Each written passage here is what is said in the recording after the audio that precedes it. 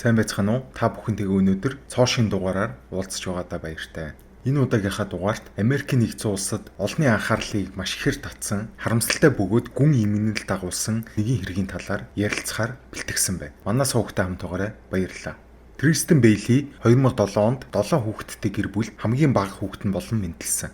Тэрээр чирлидийн буюу хөгжөөн дэмжигчдийн бүжгээр хичээлдэг, сурлага сайтай, нүүрэндээ үргэлж мишэл тодруулсан ийдэг охин байсан гэж түүний гэр бүл найз нөхд нь түүний талаар дурсан ярьдаг.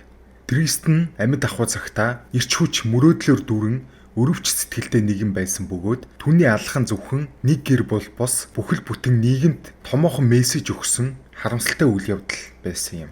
2021 оны 5 дугаар сарын 9-ний өглөө ээжүүдийн баярын өдөр.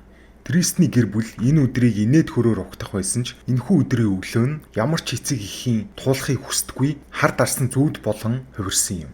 Охиноо унтлахын өрөөнд нь байхгүй байгааг анзаарсан гэр бүлийнх нь ихэндээ гайхсан. Охин хизээч зөвшөөрлгүйгээр гэрээсээ гардаггүй. Тэр тусмай шөнө орой явах хүн биш байв.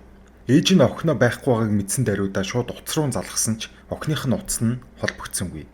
Ээж нь охиноо гэрийнхээ эргэн тойрон байшингийнхаа ойролцоох гудамжуудаар хайсан ч охины ямар ч хол мөр байгаагүй. Яг л Кристен агаарт уусан алга болчихсон мэт. Удалгүй охины гэр бүлийнхэн цагдаад мэдэгдэж албан ёсоор Кристнийг Мисэн Чайлд буюу алга болсон хүүхдийн чагсаалтанд оруулан түүнийг эрен хайх ажиллагаа эхлэв. 200 гаруй сайн дурынхан охины хөршүүд гал командын ажилтнууд онцгой байдал цагдаа гих мэт маш олон хүний бүрэлдэхүүнтэй эрен хайх баг гарч тэд бүгдээрээ Кристнийг эрен хайж эхэлсэн. Охиныг амьд байгаасай хаа нэгтээ суугаад гэрээ санаад уйлж байгаасай гэсэн итгэл найдвар тэнд байсан бүх хүний цээжинд байсан. За ингээд охиныг эрен хайх явцад охиныг алга болсон өдрийн орой буюу 6 цагийн орчимд эрен хайх багийн нэг сайн дурын гишүүн орон нутгийн Дурбин Кроссинг хэмээх орон сууцны хорооллоос холгүй цэцэрлэг түрээлэнгийн ойролцоо байрлах усан сайн маягийн хэсгээс нэгэн хүний цогцыг олдог. Энэ цогцыг олсон даруйдаа тэр хүн бол ихэндээ маш ихээр айц сандран яахаа мэдэхгүй байсан. Хэсэг шоконд орж балмагдаж зогссны эцэст цагдаа дуудлага өгөн энэ дуудлагыг авсан цагдаа нар тэр цогц олдсон газарт үзлэг хийж эхэлсэн. Цагдаа нар хэргийн газарт ирээд хамгийн түрүүнд харсан юм нь цамц нь эн тэнтэй урагдсан бидэн утганы маш олон шархтай тийм нэг хүний цогц байгааг хамгийн түрүүнд анзаарсан. Цогцыг олсон даруйдаа цагдаа нар шүүх шинжилгээнд цогцыг явуулж шүүхийн шинжээчид тухайн цогцсон дээр 114 удаагийн хутганы шарх байгааг шинжилгээгээр тогтоосон бөгөөд энэ хутганы шархны 49 нь өөрийгөө хамгаалах оролдлого хийх үедээ гарынхаа шуу алхан дээрээ авсан шарх байсныг нь бол тогтоосон. Энэ нь хохирогч эцсийн мөчөд амьд гарахын тулд алуурчинтай тэмцэл хийснийг нь илтгэнэ. Мөн дээрээс нь энэ зохицсны эзнийг Кристен Бэйли гэх 14 настай охин болохыг түүний шүднийхэндээ энх агаар нь бол тогтоосон байгаа юм. Энэ мэдээг сонссон даруйдаа Кристнийг хайж байсан олон хүний царайд шок, итгэж ядсан байдал бол тодорсон. Түүний найз нөхөд бүгд нулимстаагаар эмгэнэл илэрхийлж охины сурдаг байсан сургууль дээр нь цэцэг дурсгалын самбар байршуулсан. Гэвч энэ бүхэн зөвхөн эхлэл байлаа. Одоо цагдаа нарт яг хэн яагаад ийм балмад зүйл хийх болсон талаар нь олох хүлдлээ. Кристний зохицос олдсон даруйд мөрдөн байцаалт эрчимжиж түүнийг хамгийн сүүлд хинтээ хамт байсан бэ гэдгийг тогтоох ажил эхэлсэн. Цагдаа нар охины гэрийн ойр хавийн камерын бичлэгийг шалгаж үзэхэд Кристнийг шөнө 1 цагийн орчимд гэрээсээ гарч яваа нь харагдсан бөгөөд 1 цаг 15 минутын орчимд орон нутгийн хяналтын камер түүнийг сургууль дээрээ хамт сурдаг Эйден Фүчи гэх 14 настай хүүтэй хамт алхаж бөөг бичиж авсан байсан. Энийг нь олж мэдсэн даруйдаа цагдаа нар Эйден Фүчийг цагдаагийн газар ирж мэдүүлэх өгөхийг бол шаардсан. Энэ шаардлагын дагуу Эйден ч эцэг эхтэйгээ хамт цагдаагийн хэлцэд ирж анхны мэдүүлгээ өгсөн юм.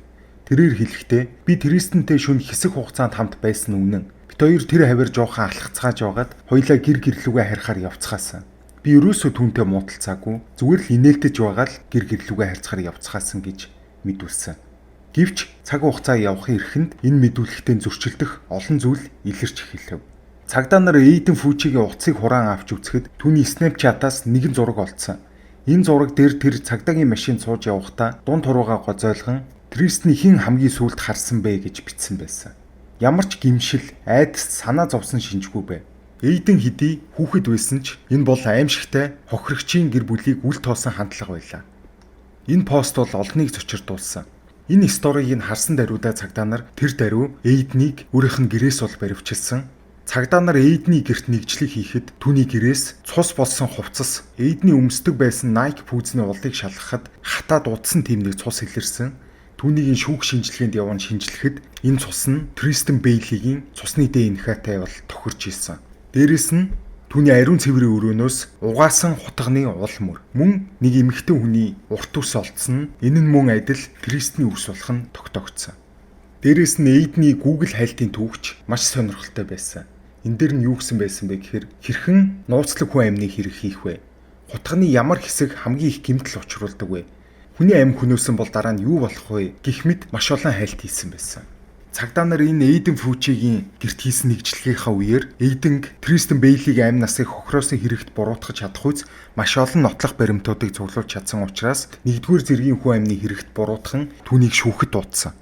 Эхэндээ 2-р зэргийн хэрэг гэж бүртгэгдсэн ч мөрдөн байцаалтын явцад энэ нь санаатай урдчлан төлөвлөсөн гэдэг нь ил болж хүүд оноох ял нь улам хүндрэв.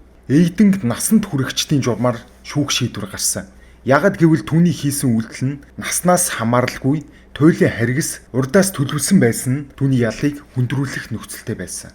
Энэ үеэс хойш Эйден Фучи Америкийн хэвлэлүүдийн гол нүүрэнд бичигдэж олон нийтийн сүлжээнд өсвөр насны алуурчин гэж нэрлэгдэх болсон. Энэ хэргийн цаана зүгээр нэг сэтгцийн асуудалтай хүүхэд байгаагүй. Харин энэ бол анхаарал халамж, хяналт дутагдсан, өөрийн уур хилэн хүчирхийллээ зохицуулах чадваргүй болсон өсвөр насны эмгэнэлт үр төрөх байсан. Ингэж явсараад 2023 оны 2-р сард Эйден Фучиг шүүх хурал албан ёсоор эхэлсэн. Шүүхийн танхим нам хүм зөвхөн хуульчдын бичиг шажигнах гишүүдийн амьсгал сонсогдох төдий. Тристен охины гэр бүлийнхэн арын игнэнд сууж, Эйден харин хар өнгийн хувцастай харцаа доош гөлрүүлсэн суусан ч зарим үед нүд нь үл ялэг инээмсэглэж буй мэт харагдсан гэдгийг сурвалжлагчид онцолдог. Шүүх хурлын их үеэр Эйден Фучи урдаас төлөвлөн Тристен Бейлигийн амь насыг хөнөөсөн гэдгээ хүлээн зөвшөөрөв. Энэ нь хүмүүсийн хүлээлтээс арай хурдан өрнөсөн шийдвэр байсан. Тэрээр хэлэхдээ би Тристнийг ямар нэг шалтгаанаар алаагүй. Би ерөөсөө тэрнтэй мууталцаагүй. Зүгээр л миний дотроос намайг хин нэг хөнөөгээд ингээ хатгаад байдаг болохоор би хүн алах ямар байдгийг мэдрэхийг хүссэн юм.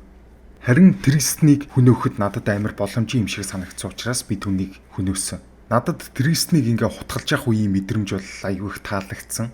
Тристнийг алсны дараа бол би ямар ч гэмшил мэдрээгүй. Дахиад ч хүн алмаар санагдсан. Би баригдаагүй байсан бол цаашаа дахиад хэдэн хүн алах байсныг ч хэлж мэдэхгүй юм гэж хэлсэн нь Тристний гэр бүлийнхний уурыг хүргэж төвчээрийг нь баржээ.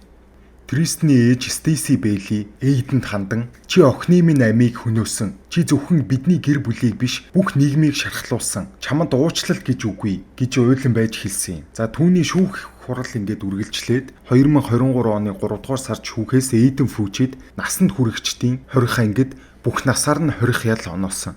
Ял онохдоо шүүх дараах үндслийг онцолсон. Гэмт хэрэг нь маш хэрцгий санаатай төлөвлөгдсөн. Хохирогч өөрийнхөө биеийг ямар ч хамгаалах боломжгүй байсан. Мөн дээрээс нь Эйден Фучи гэмт хэрэг үйлдэх үедээ цоо ирүүл өөрийн гэсэн ухамсартай байсан гэдгийг нь бол онцолсон. Шүүгч шийдвэрээ гаргах үедээ түүний насыг бол харгалзан үзээгүй.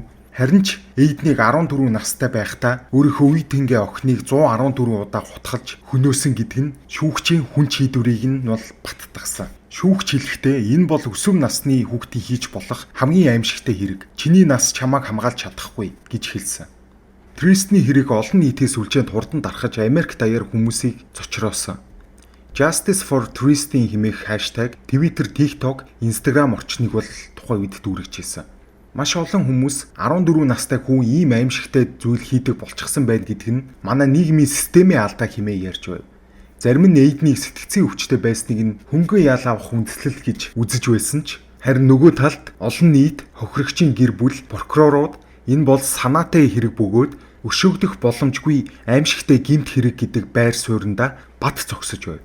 Эйден Фучигийн хийсэн хэрэгээр дамжин бидний харж болох зүйл бол өсвөр насныхны сэтгэл зүйн докторгүй байдал, интернет орчны сөрөг нөлөө, хэн нэгнээс айх айдасгүй хараа хяналтан суларсан байдлын томоохон жишээ юм.